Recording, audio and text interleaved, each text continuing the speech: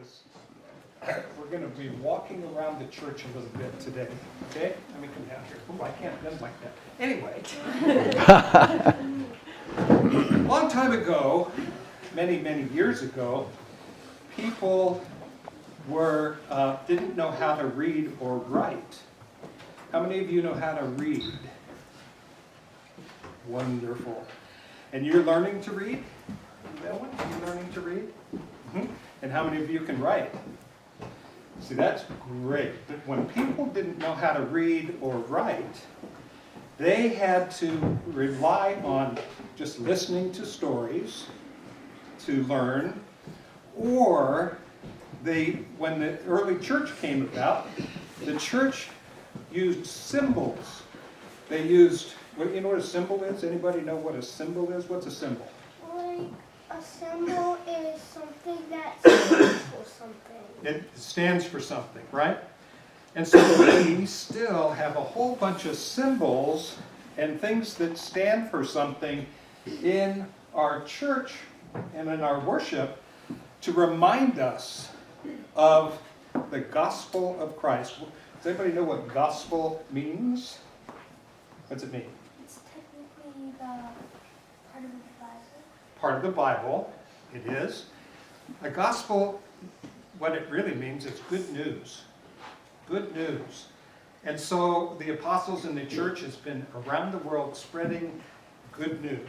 What's the best news for us as Christians? It's the story of Jesus. So we have symbols to remind us of that.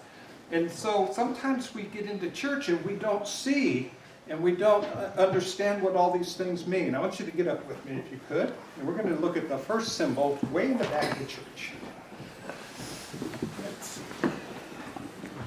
You're welcome.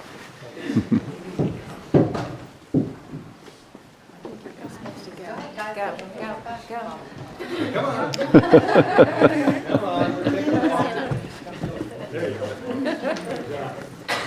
Okay. What is this? It's Christ. And how is he dressed?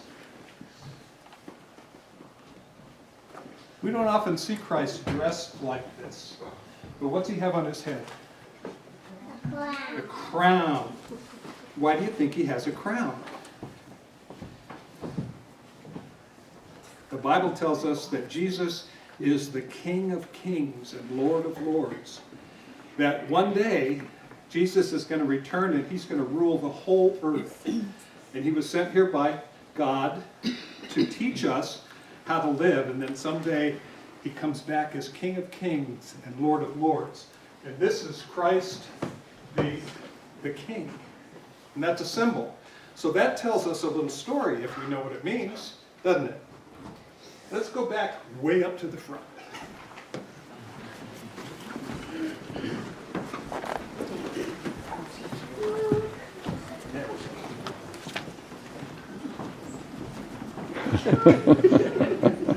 Okay, let's look around here at some other symbols. Okay? What symbols do you see on the altar? The cross. Okay, the cross. And what is that a symbol of? Jesus. Jesus. Why is it a symbol of Jesus? Jesus died on the cross. Jesus died on a cross. Why?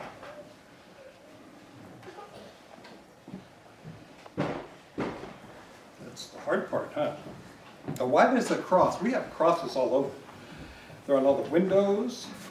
There's a cross here. There's a cross there. Why is a cross the center? There's so many crosses in the church. You think? Anybody? Jesus died on that cross because that God said when we sin or when we do bad things, there was a punishment for that. And the punishment for sin was that we had to die. And so when Jesus came to this earth, he said, you don't have to die. If you believe in me, I will die for you. So you don't have to have the punishment for the bad things you do. He forgives us. And he forgave us through the cross. And so that becomes the symbol of our faith. Now, is that good news? It is for me, because of the things that I've done wrong in my life. It's good news that Jesus took all of that on himself. And that's what the gospel is. The gospel of Christ is about good news that Jesus takes away our sins, and he did that on the cross. Let's look at some other symbols. You see this one? What does that symbol mean? I think the light. I know what the light means on the top of it. Okay, what's the light mean? Because that's the next one I was going to talk about. The light means that Jesus is like his soul and his body and His body, yes.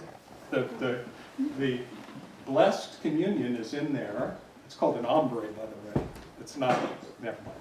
Anyway, and this symbols that there is consecrated blood, wine, and bread in here that we store for when we need some. But this symbol, XP, is just a simple one that in the Greek language, that's the first two letters of the word Christ. Doesn't look like it, but it's a different language. So it reminds us that Christ is in the body and blood. Okay? How about this here? What is that? An egg. Good job.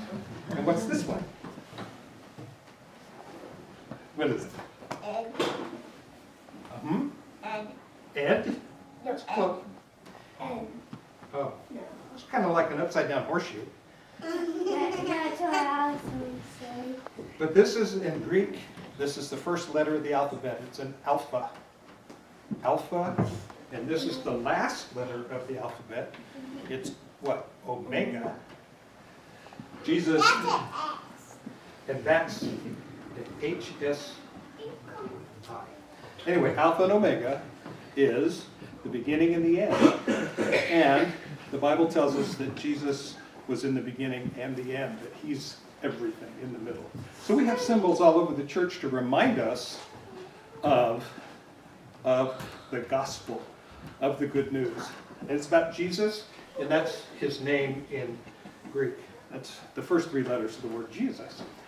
So what's the thing that we do here as a reminder of something that Jesus did?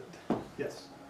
We have peace because it's his body and blood. Have to get closer to you. We have peace. We have peace, symbol of peace. We get the blood and wine. Bread and wine. Oh. Why? Symbol of his body and blood. It's a symbol of his body and blood. And what Jesus did on the night before he went to the cross to die for us, he gathered all of his friends together and he said to them, I want you to, it was during a meal, I want you to take this bread and it's broken, and I want you to do this to remember that my body's going to be broken for you, is I'm going to have to suffer for you so you don't have to.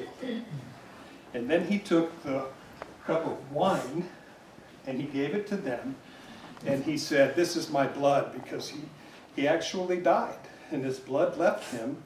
And he said, and that's for a symbol of a new covenant. Anybody know that word? Agreement.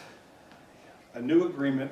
So every time you take it, I want you to know that I love you and I died for you and I want to give you new life. And so it reminds us of the cross and the gospel and the good news. And Jesus actually tells us, do this every time you come together again, so that you don't ever forget what we come to church for, is to worship God and thank him for all that he's done for us. So these symbols aren't just decorations, they all have meaning. And over the course of your time, try to figure out what they all mean when you come into church, okay? Okay, now you can go back to your parents, because I want to finish up